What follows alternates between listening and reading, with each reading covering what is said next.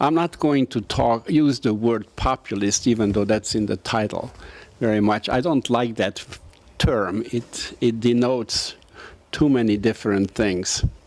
And just this morning, I was reading in the New York Times a good sentence. I do give it a footnote, even though I told Mark, or your brilliant interpreter back there, that I will just steal the sentence, but actually it was in the New York Times, which compared populists to teenagers who have the power and the talent to disrupt a family, and they often do. We often did, but we don't have the power and the skill to actually run or govern a family. Disruption.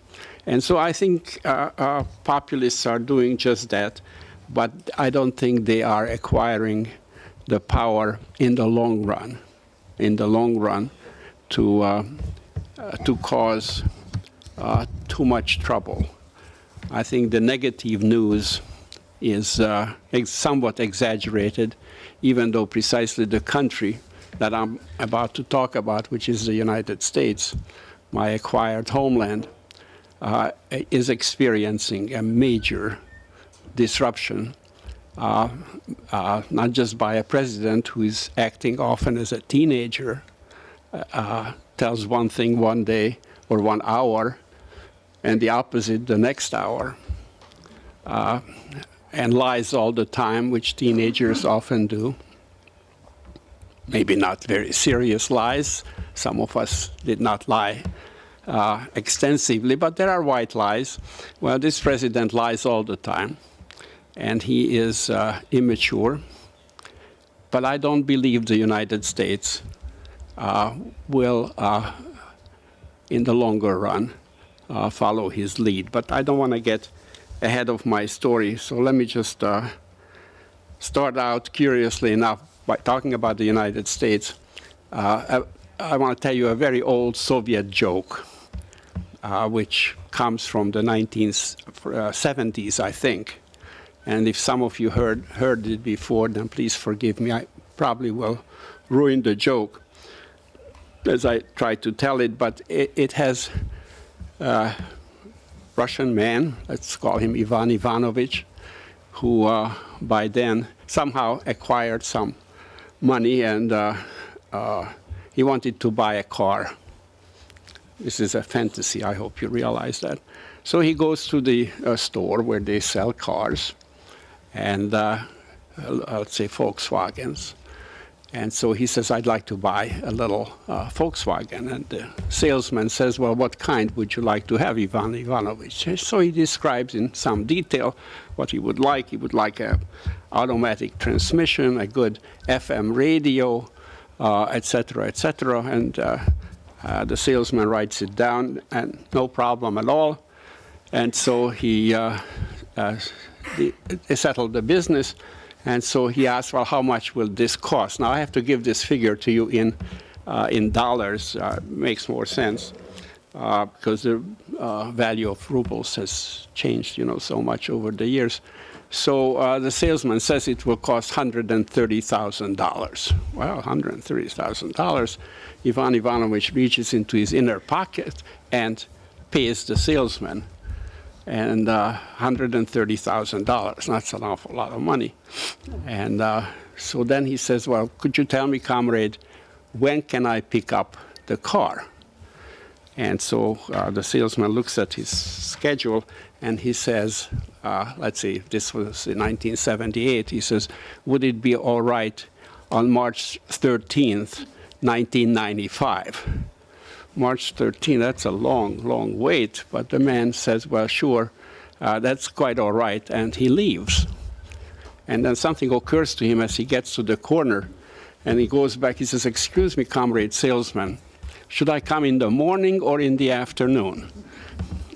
And this was one ending to this joke.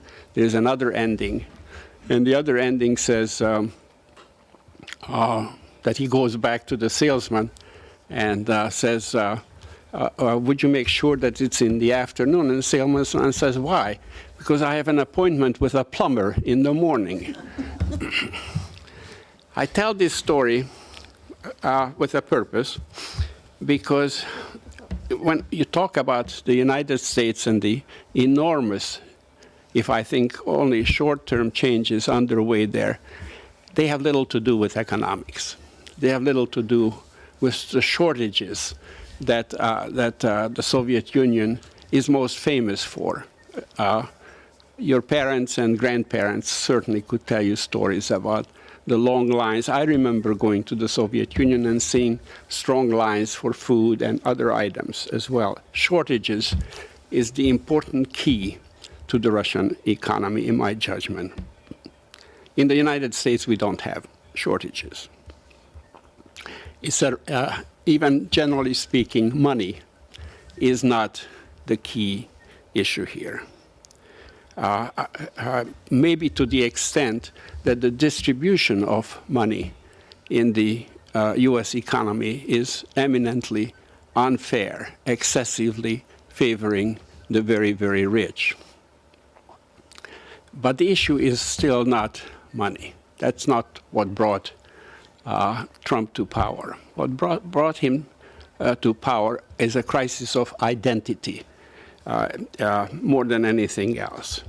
It has to do with the Americans' self-image on the one hand, with the illusion of exceptionalism that many Americans had come to believe that the United States was a very special world that God has created for Americans.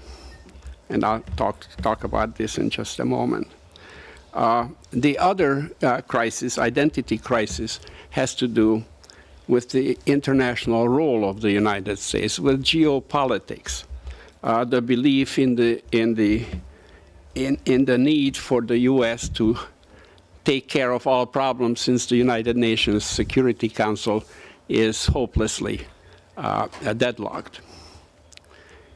This is, I believe, these two things are the essential background to the election of Trump, even though I'd like to emphasize that which you know, which is that 3 million of us, 3 million voters, 3 million more voters voted for Mrs. Clinton than for Mr. Trump. And yet, right now, we have the prospect of reversing 70 years of history in the international realm, and almost that, about 50 or 60 years in the domestic realm. Let me talk about the domestic situation first.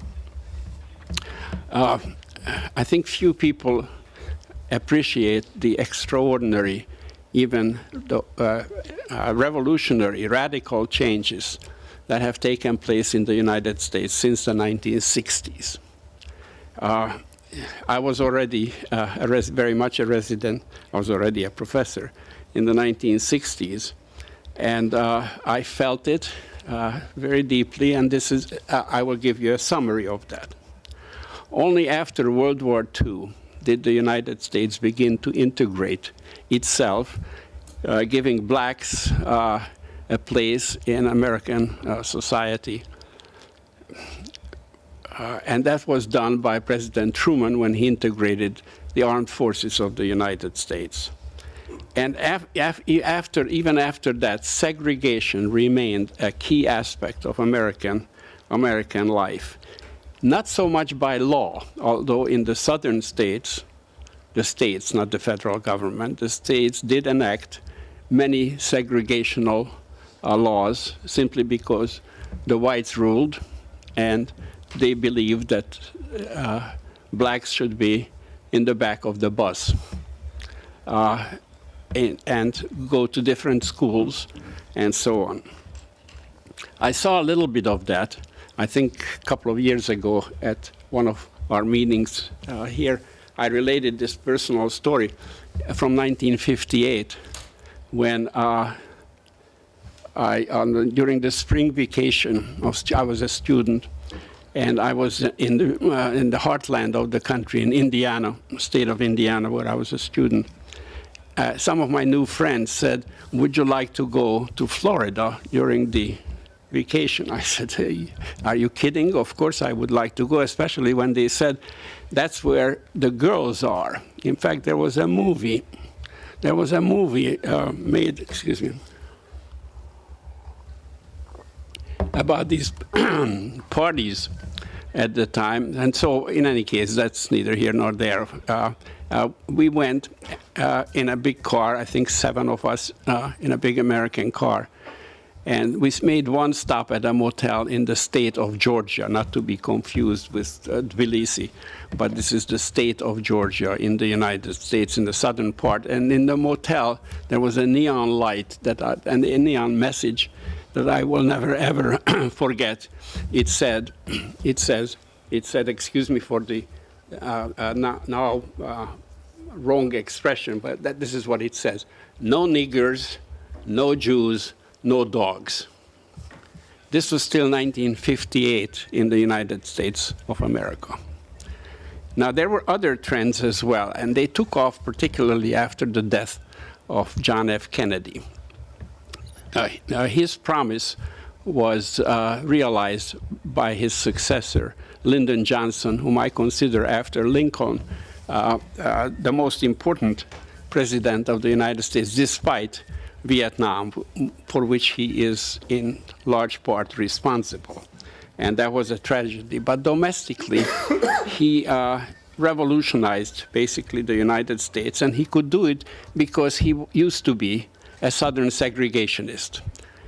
One of the curious paradoxes of political life, that the man who integrated America, or who began on a large scale to integrate America, used to be a segregationist.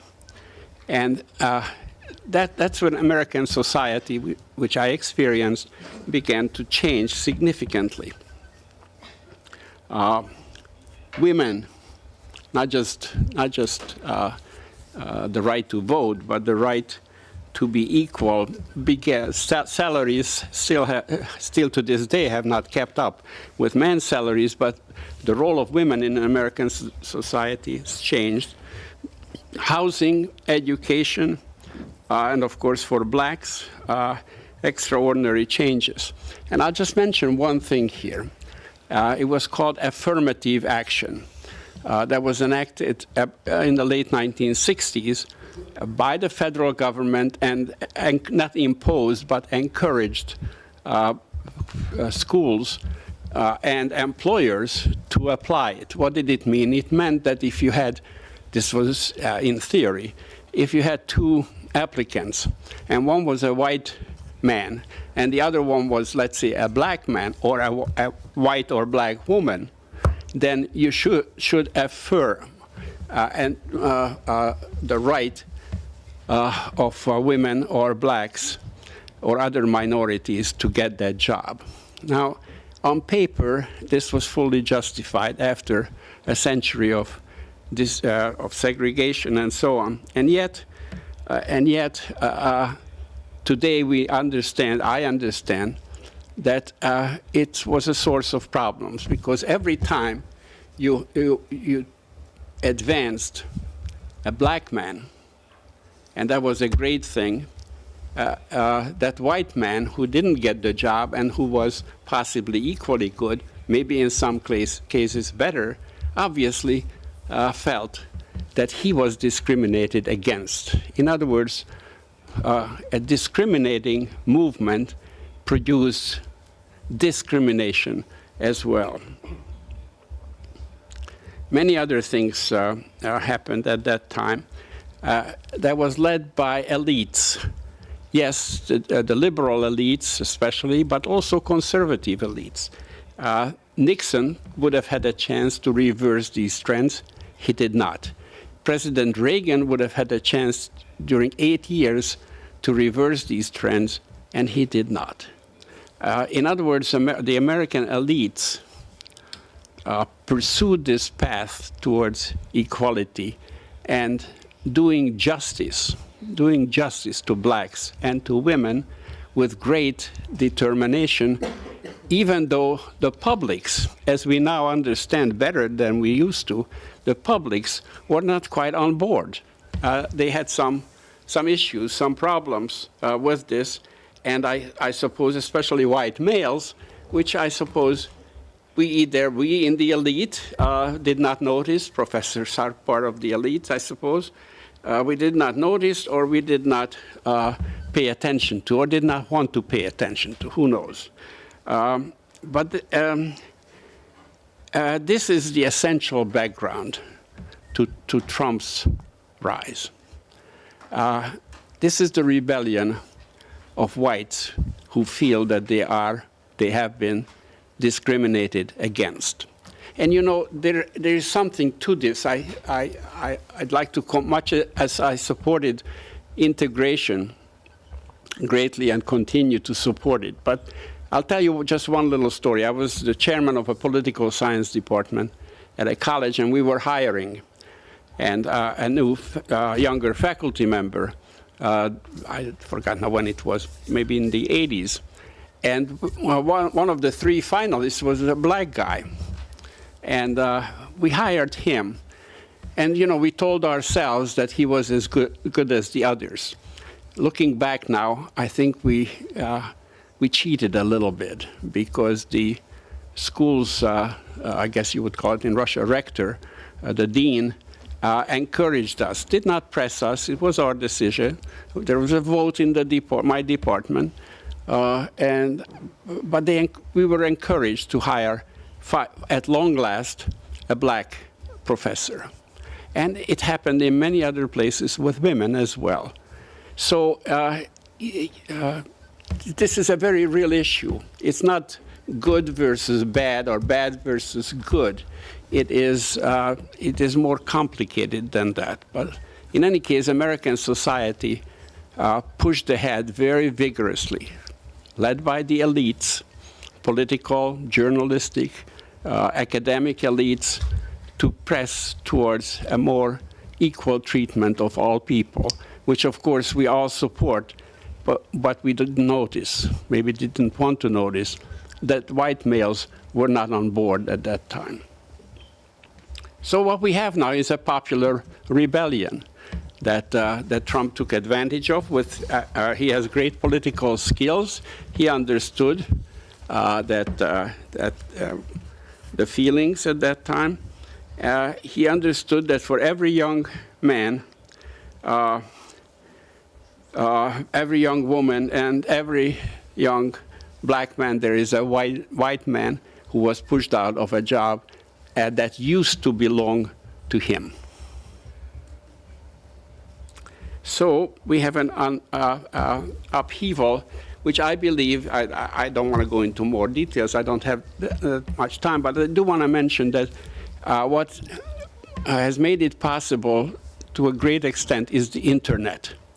The internet is a blessing. I could read the New York Times here on my phone or computer. That's really extraordinary. But it's also a curse because of the excessive freedom that it provides. Particularly, I object to the language. I object to the language of the internet. I object to the language because it is vulgar and disrespectful, especially when it comes to anonymous letters. I don't know how it is in Russia very much. Well, I do know a little bit. There is no respect for anybody's opinion, and the anti-elite attitude, which has something to be said for, but that attitude has turned into a hatred towards experts. And in other words, if I write an article about something, under that I will see somebody who can't speak English well, can't write English well, and who seems to presume that he knows as much about, I don't know, European politics as I do. I rather find that very difficult in a democratic society even though equality is a good thing, but the equality of talent and specialization and expertise is not quite good for a democratic society. Now, let me say something about the international part of this political revolution that we're experiencing. For some 75 years, since World War II, the United States has played a key role in international affairs. Now, I'm sure that we all have different views here about this. My own view is that that role by the United States has been largely constructive. I believe that the U.S. has not been a colonialist power, but certainly an imperial power in the sense that it's dominating world affairs.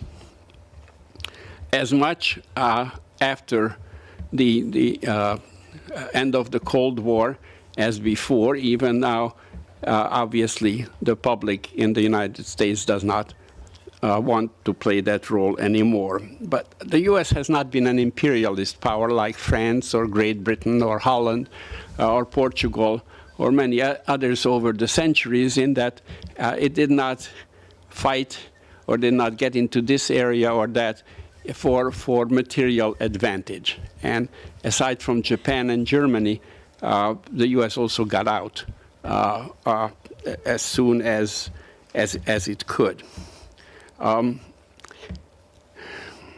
So as I said, it's not an unselfish role that the United States played, but and made extraordinary critical mistakes and committed huge crimes in Iraq and before that in Vietnam and probably some other places, and also adopted some of the terrorists' worst methods in interrogations, for example. That is the shame of America. But since you have to keep in mind the broader picture, and that is that in Europe, for example, aside from the Balkan War of the mid-1990s, there was no war, no major war for over 70 years. Now, you probably all know enough European history to know that that had never happened before. An integrated Europe was a responsible Europe, and that was due in large part to United States actions. That was planned during World War II in the State Department and elsewhere, what the United States would have to do not only to win the war, but to win the peace. And that speaks very well for the United States, and I think also during the Cold War, balancing both the Soviet Union and China contributed to our survival, which of course most of us take for granted, but in the nuclear age we probably should not. In any case, I would add here that what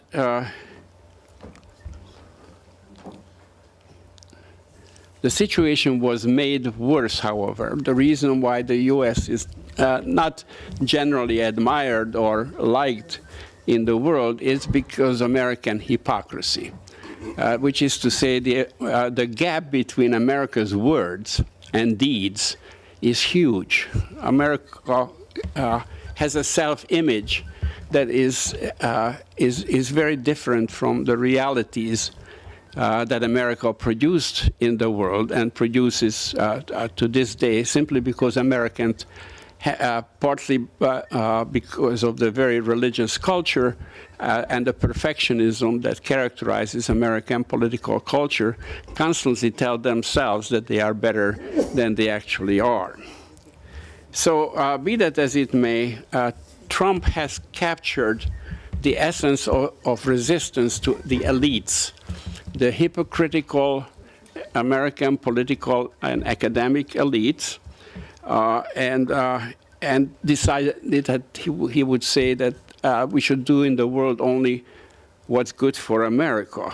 In other words, what's in the narrow sense of the word is the national interest. And this had great resonance, as it turns out, in the public. It showed the huge gap between what the elites in America believed for a long time and what the public has reached. In other words, the public has asked the question, why do we do what we do if we are not, that costs so much money, which it does, takes up a large part of the American budget, when the results are not very good. The world is okay, but let others do it. It's an understandable reaction to the world, especially by those who are not educated about politics and international relations. So this is what's behind it, an America that is reluctant to continue the role that it has played in the world. And Trump some days agrees with that. Some days he doesn't. It's very curious. The guy changes his mind every hour, every day, and his popularity is still huge. Don't underestimate a demagogue like that. A recent poll that I saw, I think from day before yesterday, showed that 96% of those who voted for him would vote for him again, which to my mind, since I don't like the guy at all, is striking, because what do this 96% of the people, which Trump do they like? The one this week or last week? I won't give you the examples right now, because no doubt you have read this in the paper. He changes his mind all the time. One day NATO is obsolete, the next day it's the essence of U.S. foreign policy. One day he says he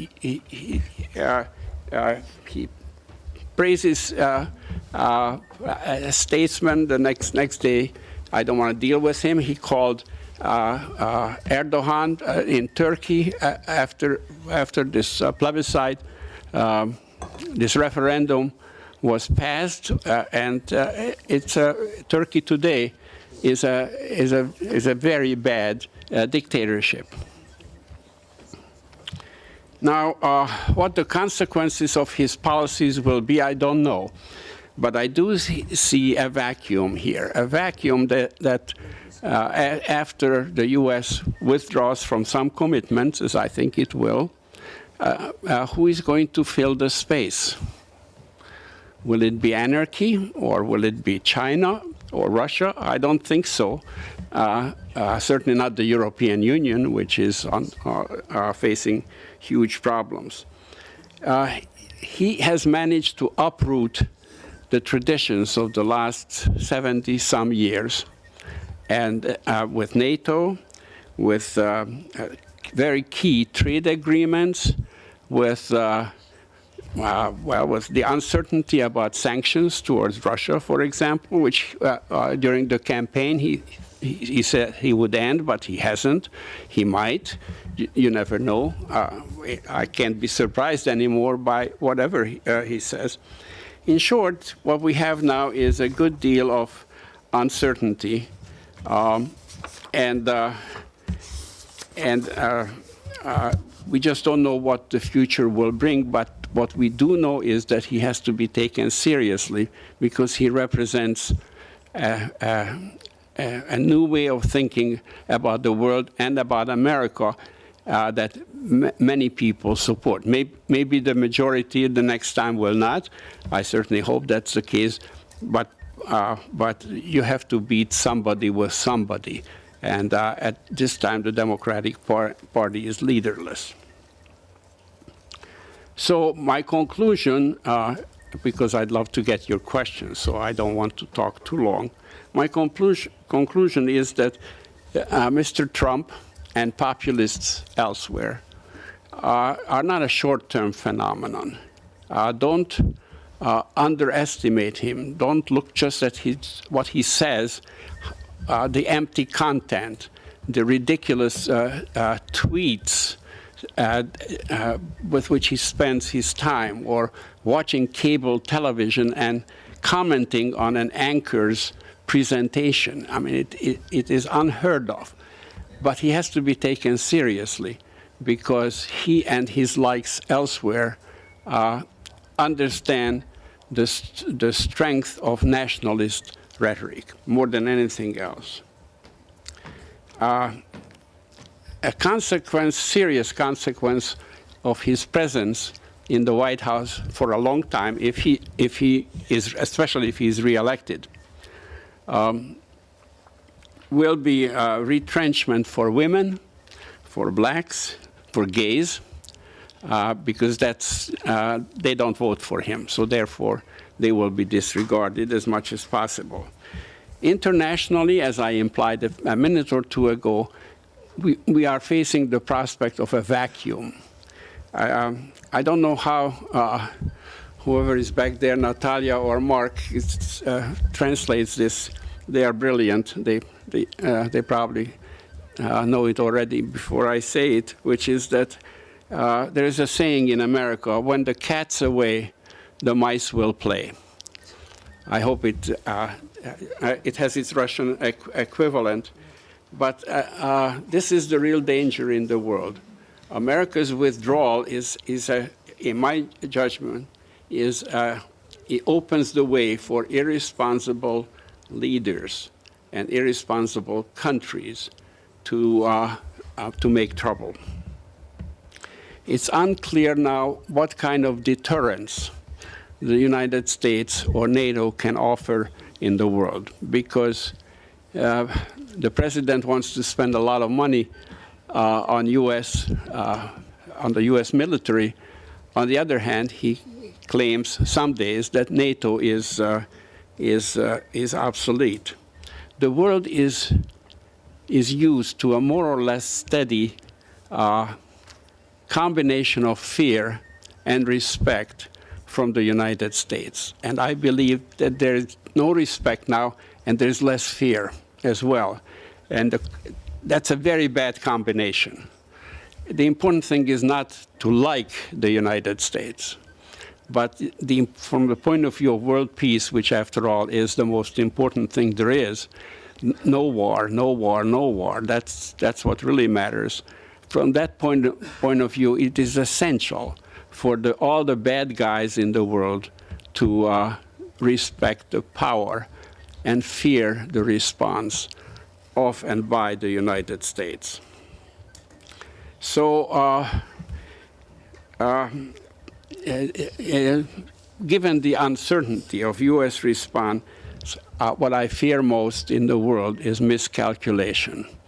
That some people will think, and some countries will think, that they can get away with a bad policies. I have in mind countries like North Korea and Syria and Iran, and there are others as well.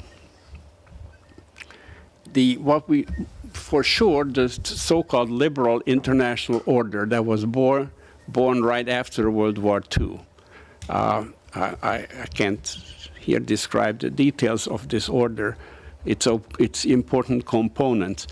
It's under challenge, but we don't yet know what the next order will be. So we are in a transition, and all I can say, like all transitions, this is a rather dangerous times, and we have to be quite vigilant and keep hope alive, as I started with. Thank you very much.